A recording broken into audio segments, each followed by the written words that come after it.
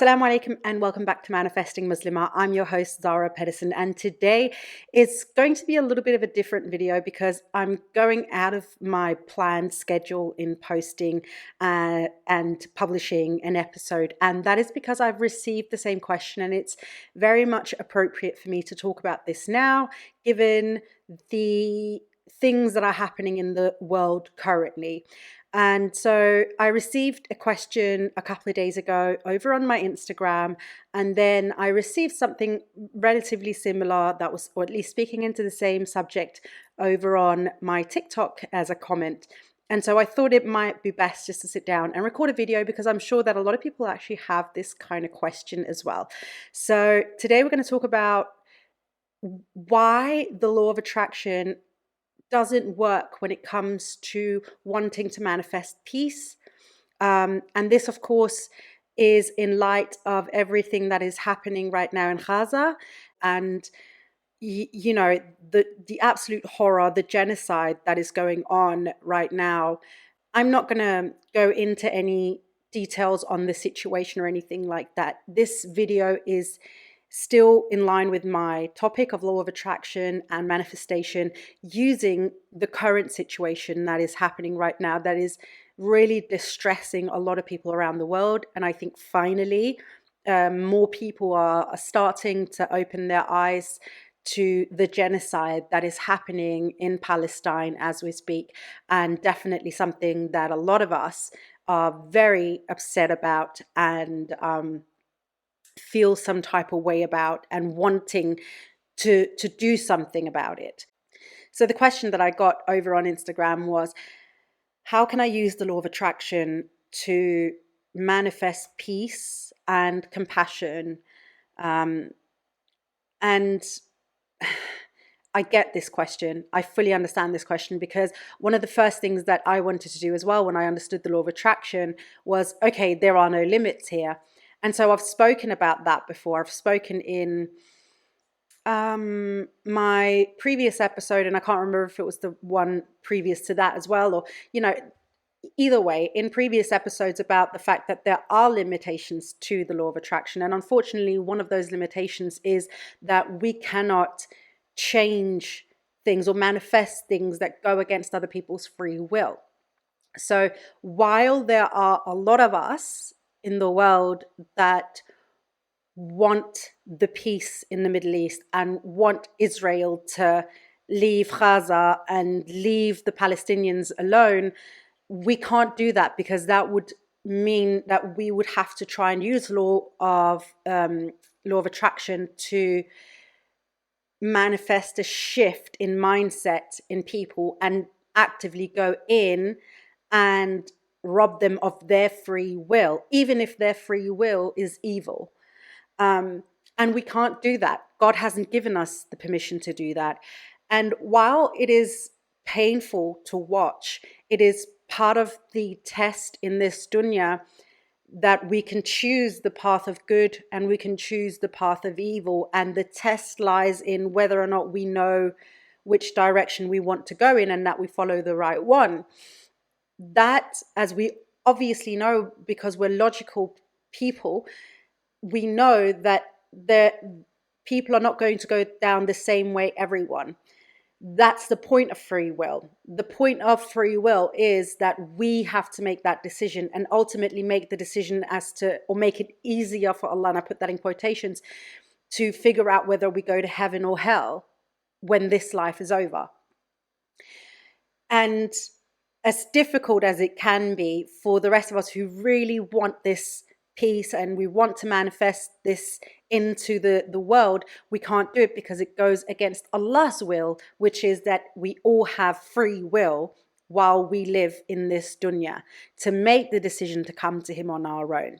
And that includes things like, making decisions about whether or not we want to be Muslim, if we want to believe in Allah subhanahu wa ta'ala, or whether we want to go to war, if we want to believe one voice over another, if we believe that we have more right as people to do certain things here rather than these people who have we deem to have less rights than us or be less human than us. You know, there are people, unfortunately, who feel these types of ways, who feel like they are less than us, so it is okay for us to go in and kill a bunch of innocent people, and they sleep well at night, you know, and that's their free will. They can do that because Allah have given them free will, but we don't have to agree with it. But unfortunately, we cannot go in and change other people. In fact, I'm going to paraphrase obviously a lot, but basically, what Allah tells us in the Quran several times is, if I have chosen for that person to be lost, you know, I'm not even going to try with that person, then why would you want to waste your time trying to persuade that person that they're wrong or that they need to come to Islam and see the light and these things? Allah says that more than one time in several ways throughout the Quran. And I personally believe that this is one of the ways that he's showing us, you know, there are just some people in this world that even I'm not even, like, I've decided that they're rubbish. I'm not even going to bother at this point anymore with this or these people. So don't you try and persuade them of something that I'm not even going to do. So if I'm not even going to do it, how do you think you can?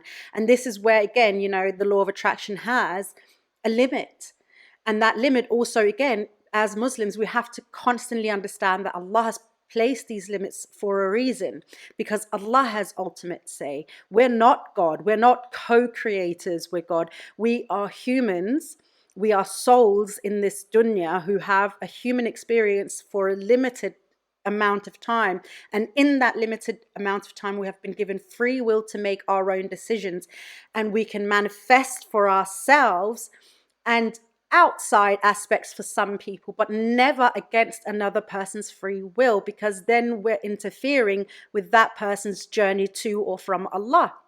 And we don't have that kind of power. Only Allah has that kind of power to open or close that person's heart to the right thing. But I think it's really important that we understand the limitations of law of attraction, because it's so easy. And I see this right now on social media, and I've been feeling a little hesitant about posting my content still, because I'm posting about, hey, create this really good life. And then all these heinous things are happening in other parts of the world. And I feel like, oh, should I really be posting these things? And I do feel some type of way about it, because I'm human and I'm seeing images and hearing the stories of people who are suffering, and knowing that as one person, I am incapable of doing anything to alter this situation.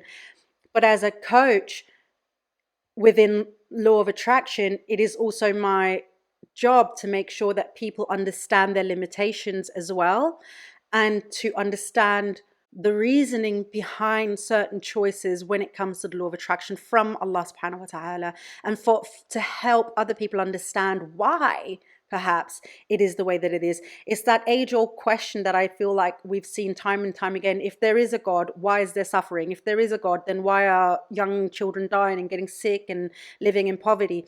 It's part of the test. That is all I can say. It's part of the test. It is part of the jihad here in this dunya for us as people, to not be cut from the exact same cloth, but to have different environments, different experiences, different socioeconomic backgrounds, that makes us have our own individual journey to or from Allah. And that is what this dunya is about. And this is, again, as I say, the reason why there has to be limitations to the law of attraction, because otherwise, of course, evil powers would use it to make the rest of us evil, and good would try and make the evil good. And it wouldn't work. It wouldn't work, because it eliminates the purpose of free will. It eliminates the purpose of free will. And so while everything is so bleak these days, everything is dark and so extremely horrible, and I think it's safe to say that the majority of us are haunted by the images and the stories that we're hearing in the news. Well, I wouldn't even say the news anymore, because the news are so biased, but I mean, that's a whole other subject that we're not going to go into right now, but that we're seeing on social media and hearing from more more reliable sources than the news, at least the Western news, um, we're all haunted by it and we're driven mad by it. But it is not for us to manifest a different outcome. What we have to do more is make sure that we're in the physical, demonstrating. If there is anything, keep voicing your opinions, keep sharing on social media to hopefully influence the minds of those in power who actually can be influenced to go in and change the situation. That is what we're able to do. And then of course, when the time comes, and inshallah it will come, and inshallah bi'idhnillah, not too long from now, when we get the result that we want,